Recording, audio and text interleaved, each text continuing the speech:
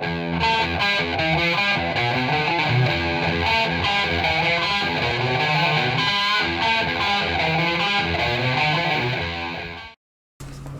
the interview with the Rock Bottom radio show and Rock Bottom YouTube channel, Heather Nova, nice to have you in this interview. Thank you. Yeah, thanks for having me. Yes, you are on your Breath and Air European tour. It started in Osnabrück yesterday. Mm-hmm. So, how were the reactions of the audience? The audience was amazing. They were absolutely silent for the show, and then at the end gave us a standing ovation and so much love. And so it was really, really nice way to start the tour. Yeah. Yeah. And are you nervous on the opening night Yes. of a tour? Of course, I'm nervous on the opening night, and especially when I'm playing new material that I've never played before. Because when you play your old songs that you've played a million times, it's like you're just sinking into something that's so familiar. But with the new ones, it's a different thing. So first night jitters, we call it. And do you play a solo show on this tour, or will you be accompanied by a band? Yeah, so I'm most of the show is with a cello player, and so we have cello, piano, guitar, both of us playing all the. And then we have a drummer joining us for some of the set as well. Okay. So it's like a small band tour. Yeah, and on earlier albums you have performed with a band, and your new album Breath and Air is mainly acoustic. You have created a very relaxed and dreamy atmosphere. So am I right, and how did it come? Yeah, I mean the album, I'm glad you like the atmosphere, because that's what I wanted, was to create a really beautiful, dreamy atmosphere. But it's not acoustic at all. I mean, there's drums, there's electric guitar, there's a lot of synths, keyboards, and but I think that the way we did it, you don't hear a lot of production. It's just sort of creates a mood and an atmosphere and a soundscape. Yeah, really. So. I'm happy with how it came out. Yeah, very emotional soundscape, and you have chosen Chris Bond as a producer, so did he bring in new ideas to your music and to your soundscape? Yes, and I chose him because of the sound of the records that he makes. It's quite an interesting thing to make a record with someone because you don't know them, right?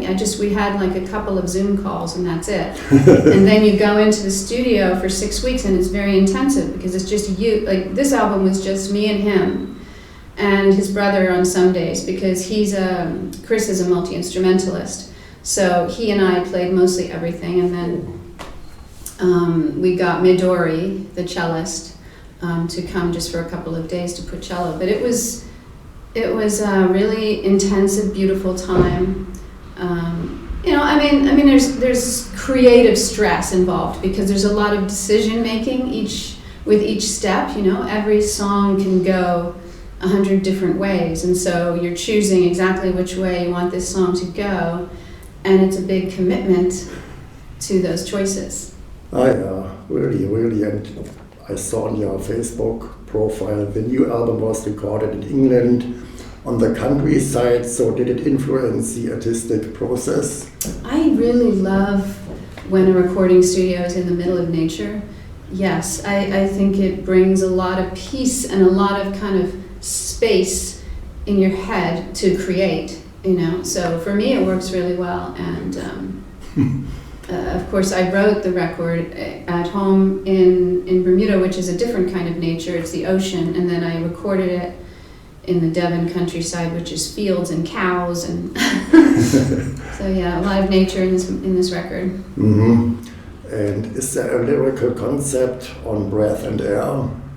On the album? On the album, on the whole album. I don't really set out with a concept, but I think that when I look back, I'm kind of exploring the same questions in all my records, just from different points in my life. So I'm exploring love and loss and hope and longing.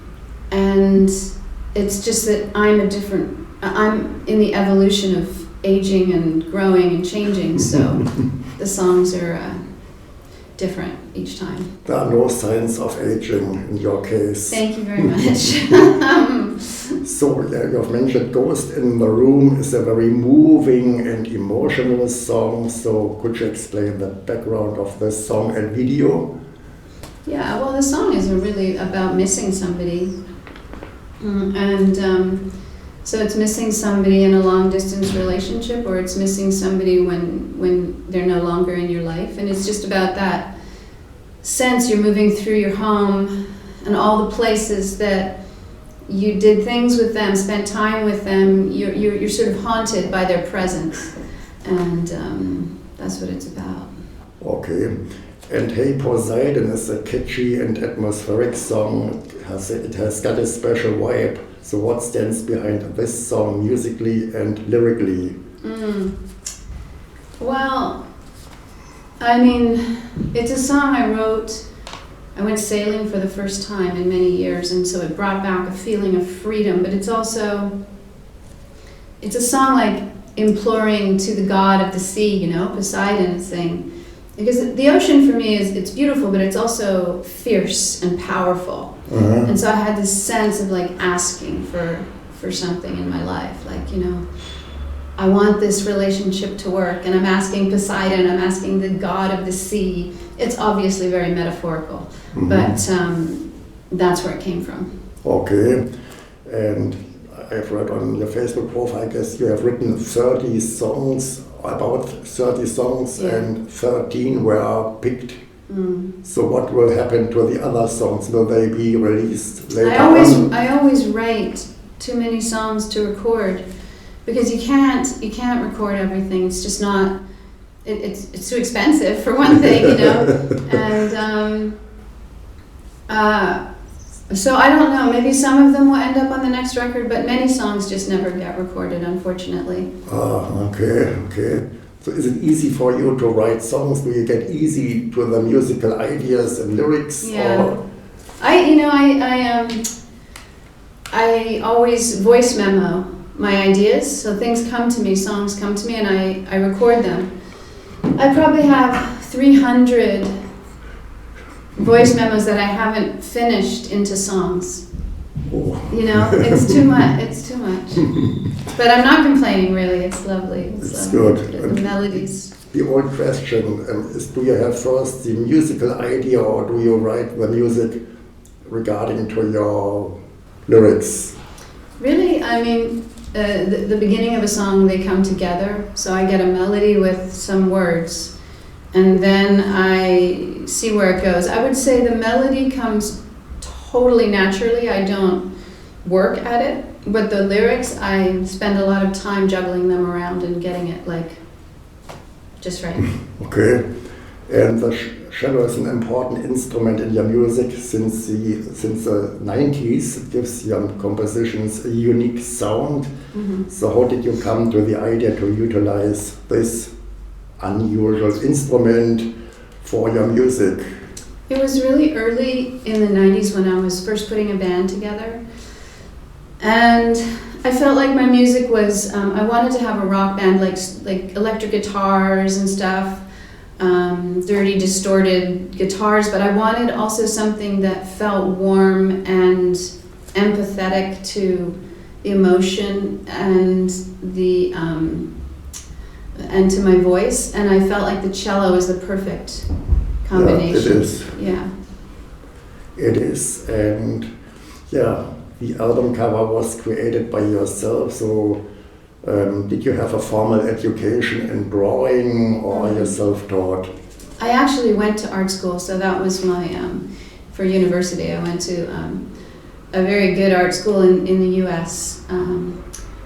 So I did a lot of drawing and painting there. Good. That sounds good. And I saw on your website or Facebook you were a special guest of Patti Smith in Vienna last year. Yeah. So how did you experience this concert? Oh, I mean, that was such an honor. I mean, it was a big moment in my life to open for Patti Smith, because she's an icon, and she's been a huge inspiration to me since the beginning, and so it felt significant to me. And I got to have a little chat with her, and she was so sweet. And then she got on stage, and she just rocked so hard. It was like, what was beautiful about it and so inspiring was it reminded me that age doesn't matter. Yeah, it doesn't matter, you know. But you say, of course, but in this industry, like, you get told that it does matter by the people in record labels or by managers or things like that. And I mean, it's a good example. I mean, I'm in my late 50s, and now I have a record in the charts, and that's exciting, not just for me, but for women artists, because it just says that it's the music that matters. Of course. Yeah, so it's good.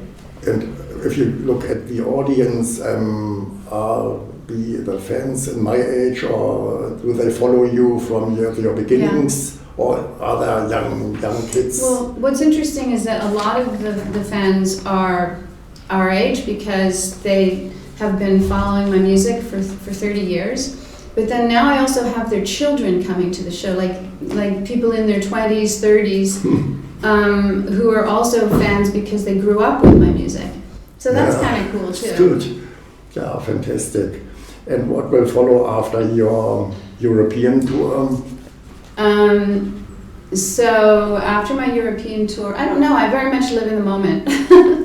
But I have a couple of festivals this summer, and then I'm very involved in community stuff at home in Bermuda. I'm part of this organizing a new music festival there, and I mentor young artists, and so I keep busy.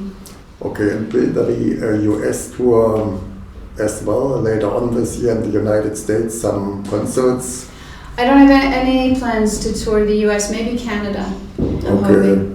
So in the US is no huge response to your music? No, it's just I don't have, I'm not set up there. I don't have a record label. I'm not American, so I have to go through work permits, and it's a tricky process. Yeah. You know? So when I had my son back in 2004, I kind of chose to just focus on Europe because I didn't want to be everywhere. It was too much. I wanted to be at home, and so I love Europe so much. I love Germany. It's wonderful to be back. So there's some kind of German as well, okay? What would you say? Is it your most important market, or? No, I would say it's all of Northern Europe. Like the Netherlands and Belgium is also really good as well. Okay. And, yeah, these were my questions. Do you have further information for your fans? Do you have? No, I think we talked about everything. It's great. Fantastic. Thank you you very much. Fans. Thank you for continuing to listen and for letting the music reach you and reach your heart, and that's what it's all about.